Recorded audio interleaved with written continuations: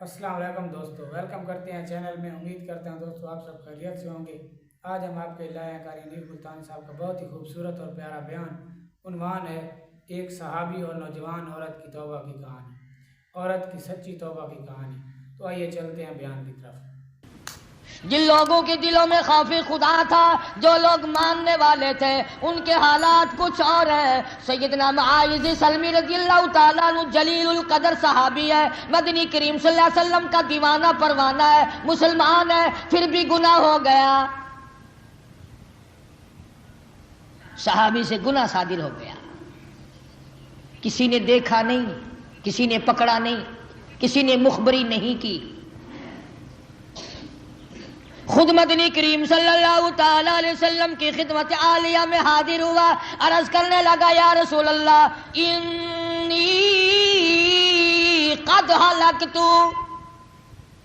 میں ہلاک ہو گیا، طہرنی طہرنی، مجھے پاک کر دو، میں پلیت ہو گیا، میں گناہگار ہو گیا، انی قد ہلکت، میں مارا گیا، میں ہلاک ہو گیا، میں برباد ہو گیا، کالی کملی والے مجھ پہ اسلام کی حد جاری کرو۔ حضور اکرم صلی اللہ تعالی علیہ وسلم نے اس کی یہ بات سن کر دوسری طرف منہ پھیر لیا، اس طرف آ کے کھڑا ہو گیا اور یہی کہنے لگا طہرنی، مجھے پاک کر دو، مجھے پاک بنا دو، انی قد ہلکت، میں ہلاک ہو گیا، میں مارا گیا۔ پھر آپ نے اس طرف رخ پھیر لیا، اس طرف چلا آیا اور وہی جملے دہرائے۔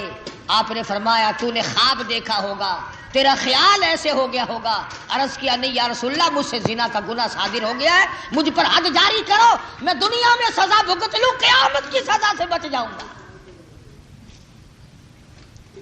وہاں کی سزا مجھے برباد کر دے گی، میں مارا جاؤں گا۔ مدنی کریم صلی اللہ علیہ وسلم نے بڑی تفتیش کے بعد، تحقیق کے بعد حکم دیا کہ اسے سنسار کرو۔ باہر لے گئے، مدینے سے باہر زمین میں گاڑ کر پتھر مارنے شروع، زمین پتھر مارنے لگے، ماعز بھاگ نکلے، کپڑے پہ گر گئی، مارنے والے کے کپڑے پر خون کی دھار پڑ گئی۔ اس نے حضرت ماعز کی شان میں گستاخی کا کلمہ کہا، سن لیا۔ مدنی کریم صلی اللہ تعالی علیہ وسلم نے سختی سے منع فرمایا، تم اس کو کچھ نہ کہو، تم کیا جانو، اس نے آج وہ توبہ کی ہے، وہ استغفار کیا ہے، کسی نے دیکھا نہیں، کسی نے پکڑا نہیں، کسی نے مخبری نہیں کی، عدالت میں گھسیٹ کر کوئی نہیں لایا، خود اپنے گناہ کا اقرار کیا، خود اپنے جرم کا اعتراف کیا، آج اس نے وہ توبہ کی ہے۔ پورا مدینہ اگر آج چاہے اس کی توبہ کے صدقے میں سارے مدینے پہ جنت واجب ہو جائے۔ 12,000 سے زیادہ تعداد ہے، فرمایا تمام کے تمام اس کی دعا کے صدقے میں جنتی بن جائے۔ اس نے جو استغفار کیا ہے، اس نے جو توبہ کی ہے، اس نے جو گناہ کا اقرار کیا ہے اور اللہ کے خوف سے ڈرا ہے، اللہ کی عدالت سے اس کے دل میں ڈر بسا ہے، قیامت کو صحیح معنوں میں اس نے سمجھا ہے۔ ہماری سمجھ میں تو آج تک قیامت نہ آئی، اور سچی پوچھو تو 99% لوگوں کا یقین نہیں ہے۔ محمد عربی صلی اللہ تعالی علیہ وسلم کی عدالت میں ایک عورت آئی، آ کے عرض کرنے لگی یا رسول اللہ طہرنی، مجھے پاک کر دو، مجھے پاک بنا دو، مجھ سے گناہ ہو گیا ہے، میں گناہ کر بیٹھی، بے خبری میں کر بیٹھی، مجھ سے گناہ ہو گیا، کسی نے دیکھا نہیں، کسی نے پکڑا نہیں، میں ڈرتی ہوں، انی اخاف اللہ رب العالمین، میں اللہ کے خوف سے ڈرتی ہوں، مجھے اس پروردگار کا ڈر ہے جس کی ساتھ مالک الملک ہے، زمین و آسمان کا پالنہار، پیدا کرنے والا، ڈرتی ہوں قیامت قیامت میں اگر وہ بگڑ گیا، اگر وہ ناراض ہو گیا، میرا ٹھکانہ کہاں بنے گا؟ انی قد ہلکت، میں ہلاک ہو گئی، برباد ہو گئی، مجھے پاک بنا دو۔ آپ صلی اللہ علیہ وسلم نے فرمایا تجھے پیٹ ہے، تجھے ماریں گے، سنسار کرنا پڑے گا، وہ بھی ضائع ہو جائے گا، مر جائے گا۔ میں محمد عربی صلی اللہ علیہ وسلم اپنے ذمے دوہرا خون کیوں لوں؟ گناہ تجھ سے ہوا، گناہ تو نے کیا۔ جو بچہ تیرے پیٹ میں ہے اس کی تو کوئی خطا نہیں، کوئی گناہ نہیں، اس کا قتل میں اپنے سر کیوں لوں؟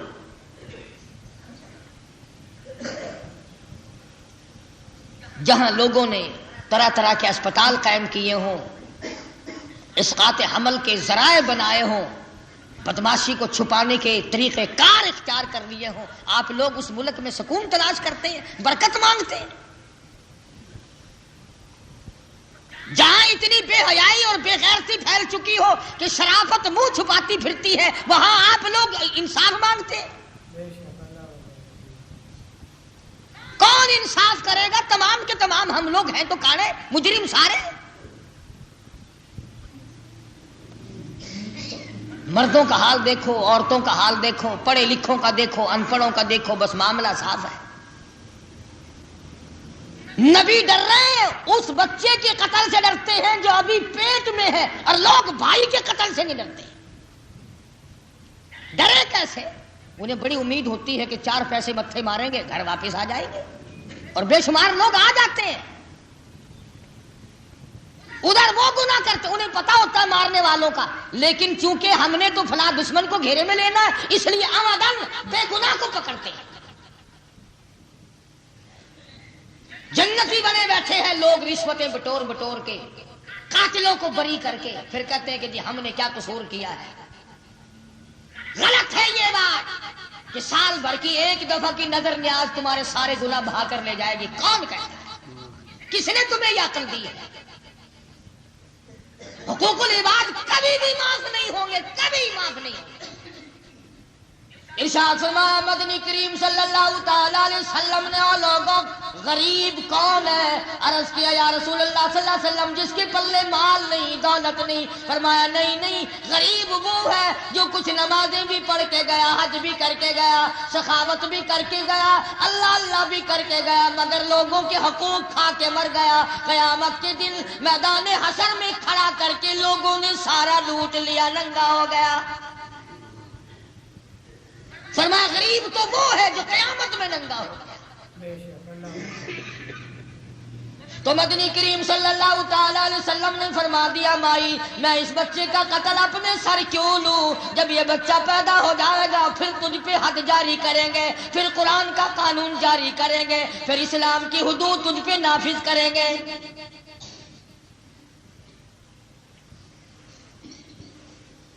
چلی گئی بیچاری روتی ہوئی، اس کے پیچھے کوئی دائی نہیں لگائی کہ پتہ رکھنا جب بچہ پیدا ہو جائے تو اسے پکڑ کے پھر ماریں گے، سزا دیں گے اسلام کی۔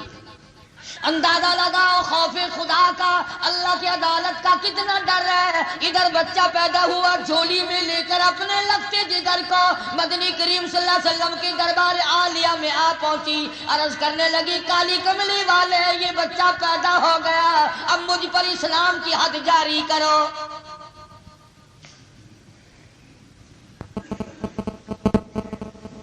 یہی تو میں کہا کرتا ہوں کہ یہاں اسلام کو پیڑی اور زینے اور سیڑھی کے طور پر استعمال کرتے ہیں۔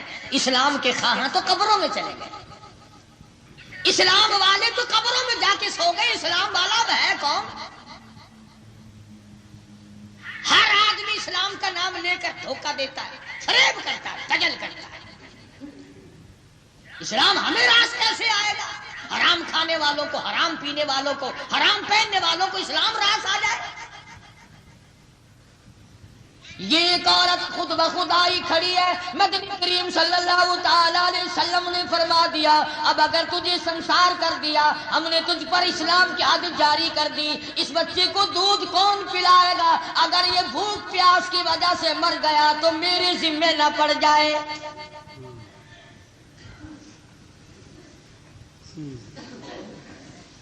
नबी डरते हैं, उम्मती नहीं डरता, अकड़ा हुआ फिरता उम्मती।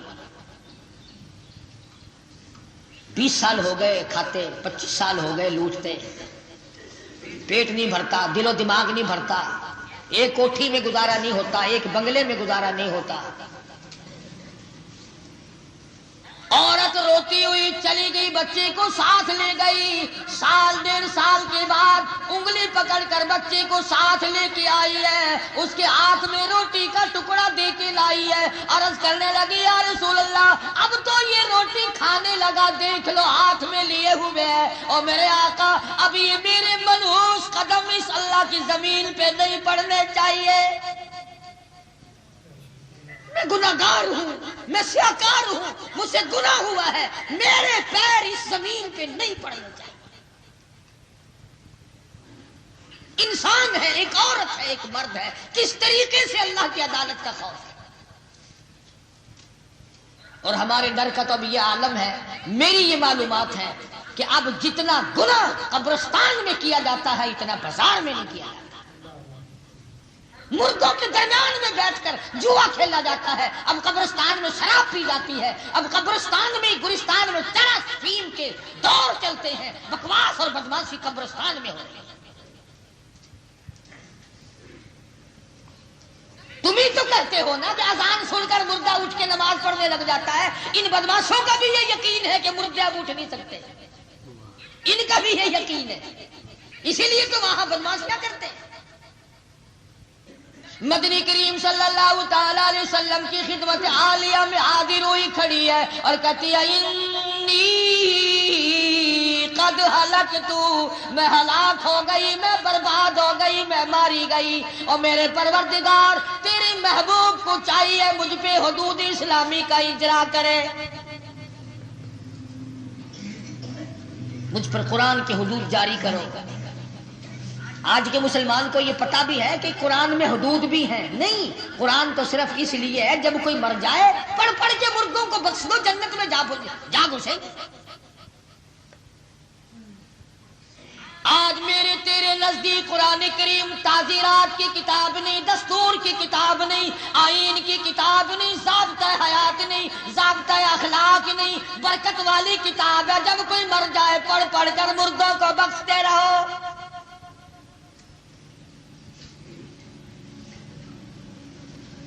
अगर गवर्नमेंट के कानून को कोई ना माने, कई हैं, पुलिस भी है, सिक्योरिटी भी है, इंटेलिजेंस भी है, कई महकमे हैं पकड़ने वाले। अगर गवर्नमेंट के कानून को कोई ना माने, कुरान के कानून को रोजाना ठुकराओ पकड़ने वाला कोई। कौन पकड़े? कोई मोहम्मद करीम सल्लल्लाहु अलैहि वसल्लम का दीन का वारिस हो तो कोई पकड़े, कोई कुरान का वारिस हो तो कोई पकड़े। बस कुरान करीम तो इसलिए मुर्दे की बगल में रख दो, चारपाई पे रखकर गुलिस्तान तक ले जाओ, तो कुरान करीम हाथ में पकड़कर पक्खे की तरह मुर्दे को हवा मार दो, जन्नत में चला जाएगा।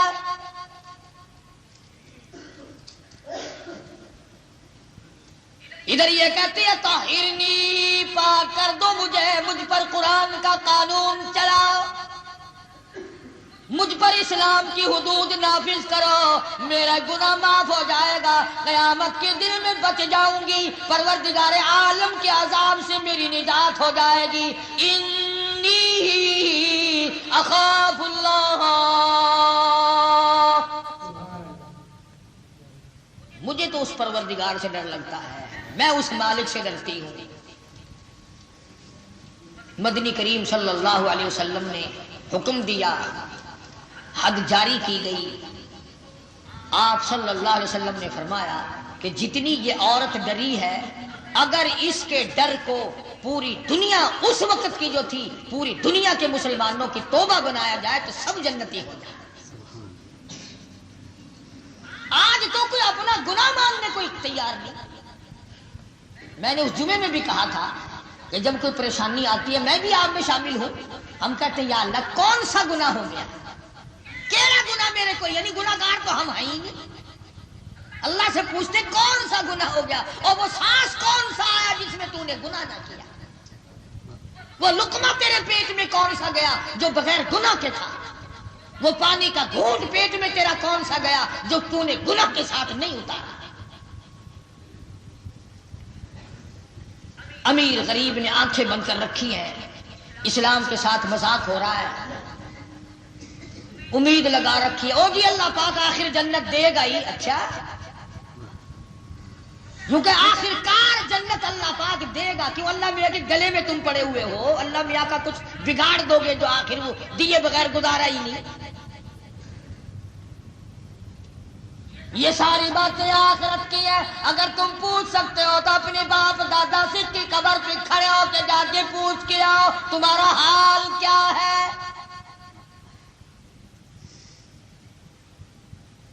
یہ ملتان شہر کے چاروں طرف اتنے بڑے بڑے گلستان قبرستان پڑے ہیں، چکر لگاؤ، حالات کا اندازہ لگاؤ، معلومات کر کے آؤ کیا بنی ہوئی ہے، کیا حالات ہیں۔ قرآن کریم نے للکار کر آواز دی، وجوہ یومئذ ناظرۃ الی ربہا ناظرہ، وہ لوگ اللہ کے سامنے لائے جائیں گے جن کے وضو کی وجہ سے اعضاء چمک رہے ہوں گے، چہرے بھی چمکتے ہوں گے۔ ووجوہ یومئذ باسرۃ تظن ان یفعل بها فاقرہ، کلا اذا بلغت التراقی وقیل من راق وظن انہ الفراق۔ قرآن کریم کہتا ہے پوچھو تو صحیح کہ دم نکلا کیسے تھا، کس طرح سانس رکا تھا۔ ایک مرنے والے سے کسی نے پوچھا کہ کیسے سانس آ رہا ہے، کہنے لگا ایسا معلوم ہوتا ہے کہ ہزاروں ڈھنگریوں کے اوپر سے کوئی کپڑا گھسیٹا جا رہا ہو، یوں مجھے سانس آ رہا ہے۔ نہ معلوم کس حالت میں موت آئے گی۔ کردار کا اندازہ لگا، اپنی مثل کا معائنہ کر، اپنے ریکارڈ کو چیک کر۔ سارا دن بکواس کرتے ہیں، ساری رات بکواس میں کٹ جاتی ہے، درود شریف کی توفیق نہیں، استغفار کی توفیق نہیں، قرآن کریم کی توفیق نہیں۔ وہ صبح اٹھ کر جو عبادت ہوتی ہے تو وہ بھی ڈھول ڈپڑے کی۔ ہاں، وہ بڑے بھی آواز لگاتے ہیں پوتے کو، بیٹا قوالی لگا لے صبح کا وقت ہے۔ سبحان اللہ، عبادت ہے تو کیسی ہو، دیکھو نا، سرکار مدینہ کا امتی ہے، حضور کا غلام ہے، جنت کا ٹھیکیدار ہے۔ صبح اٹھتے ہی بڑے میاں کے کان میں جب تک سرنگی کی آواز نہ پڑے بڑے میاں کو چین نہیں آتی۔ دبڑک دبڑک دبڑک دبڑک بڑے میاں اچھلتے ہیں، سبحان اللہ، نیکی ہو رہی ہے۔ جس چیز پہ تیرے نبی نے لعنت بھیجی، جس چیز پہ تیرے نبی نے پھٹکار کی، جس چیز کے بارے میں تیرے نبی نے فرمایا جب لوگ گانے بجانے کے عادی ہو جائیں گے، میرا نہیں میرے تیرے نبی کا فرمان ہے، فرمایا جب لوگ گانے بجانے کے عادی ہو جائیں، مزاج بن جائیں، پھر وہ قوم زمین پہ بسنے کے قابل نہیں رہے گی، زمین میں دس جانے کے قابل ہے۔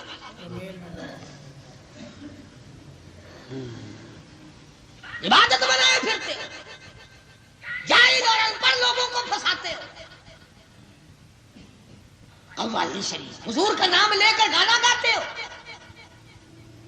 پاکیزہ نام جو عرش عظیم اٹھانے والے فرشتے بھی جس ذات کا نام عدم سے لیتے ہو، باوضو لیتے ہو، ہر وقت احترام سے لیتے ہو، تم اس نبی کے نام کو ڈھولک پہ بجاتے ہو۔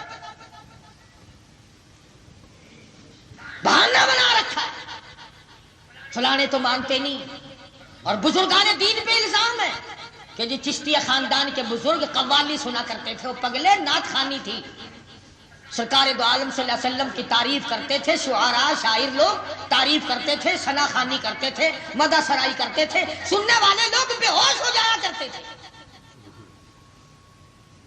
آج شراب پی کر کے تو قوالی کرتے ہیں، سننے والے بدماشی کرتے ہیں، اللہ اللہ خیر صلی اللہ، اور پھر قوالی بھی کیسی، میں شرابی میں شرابی میں شرابی، وہ پڑا دفعہ ہو کے پی لیا، اگر کوئی شرابی ہے تو ہم کیا کریں آپ، مر دفعہ ہو کے اس طرف، یعنی ایک گناہ کرنا اور ایک اعلان کرنا، میں شرابی، تو بھی آ کے پی کے دیکھ لے میں شرابی، ہے کوئی بات؟ پاگل کو یہ جتنے بسوں کے ڈرائیور ہیں نا صبح صبح اور یہ قوالی لگانا گانا مت لگانا، ان کے خیال میں قوالی قرآن کی تلاوت ہے۔ درود شریف پڑھتے ہوئے پھانسی لگتی ہے، بس شروع کرو، جب چلاؤ پیر رکھو، درود پاک پڑھتے ہوئے پھانسی لگتی ہے، استغفار پڑھتے ہوئے پھانسی آتی ہے، قرآن کریم سورت ملک سورت یاسین کی تلاوت کرتے ہوئے تکلیف ہوتی ہے، سرنگیوں میں برکت تلاش کرتے ہو، ڈھپڑوں میں اور ڈھول اور ہارمونیم اور طبلے میں برکت۔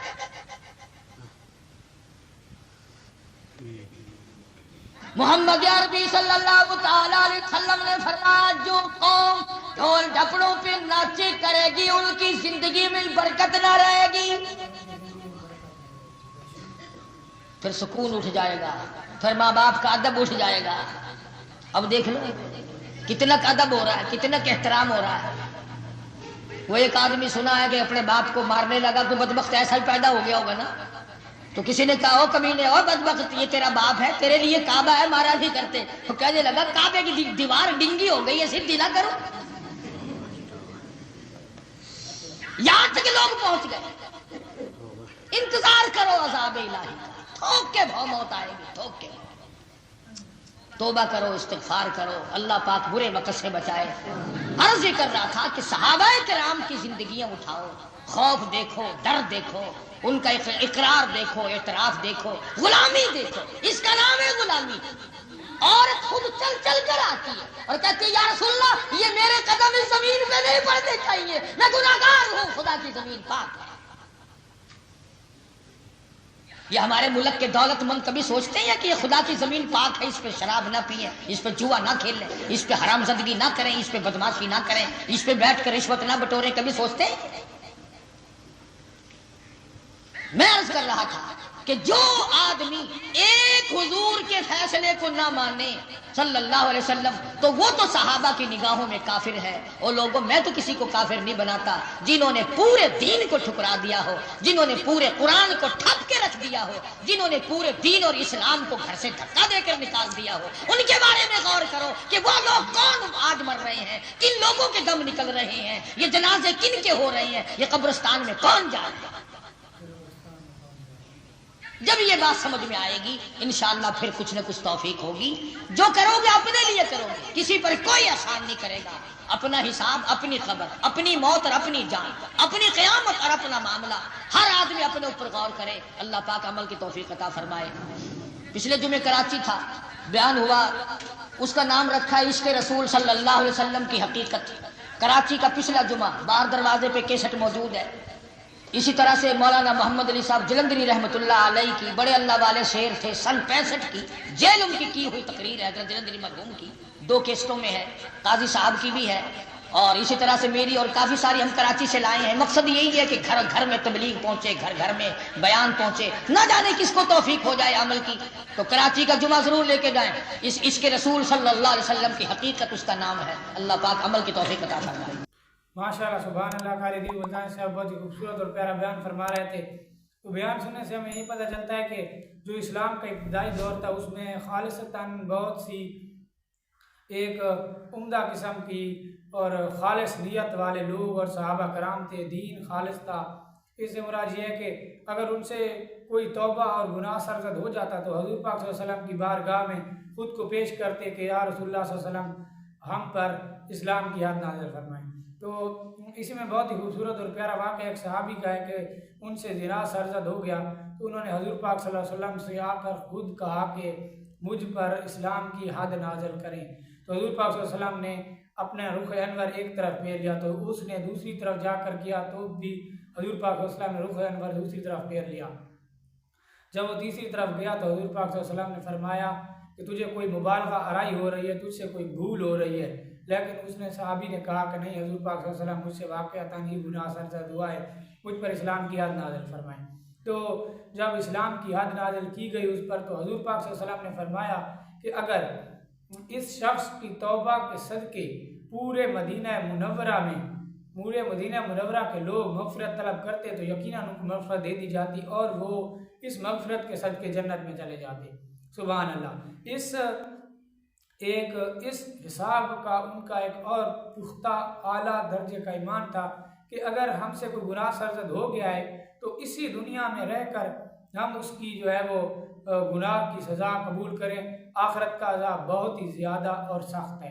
اسی طرح ایک اور عورت کا بہت ہی خوبصورت اور پیارا واقعہ ہے، اس سے گناہ سرزد ہوا اور گناہ کی وجہ سے عمل ہوا تو حضور پاک صلی اللہ علیہ وسلم کی بارگاہ اقدس میں آئی اور کہا کہ اے اللہ پاک، اے حضور پاک صلی اللہ علیہ وسلم، مجھے سزا دیجیے، مجھ پر اسلام کی حد نازل فرمائیے۔ تو حضور پاک صلی اللہ علیہ وسلم نے فرمایا کہ اگر میں تجھ پر اسلام کی حد نافذ کروں تو یہ جو تیرے اندر ایک جان ہے یہ بھی تمہارے ساتھ ہی ہلاک ہو جائے گی۔ تو اس کا گناہ اور اس کا جو ہے وہ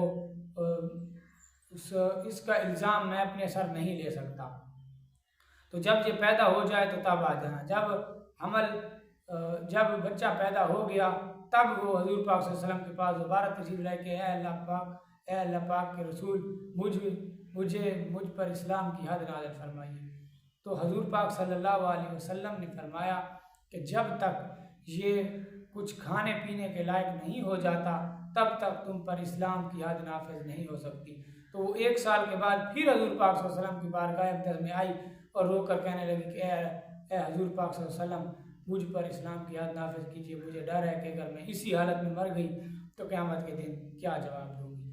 تو حضور پاک صلی اللہ علیہ وسلم نے اس پر اسلام کی حد نازل فرمائی اور فرمایا کہ اس لڑکی اور اس عورت کی جو توبہ کا ایک حیثیت اور ایک لحاظ ہے، اس سے اگر پوری دنیا میں مسلمانوں کی پناہ اور امان مانگی جاتی تو ان کو پناہ اور امان دی جاتی۔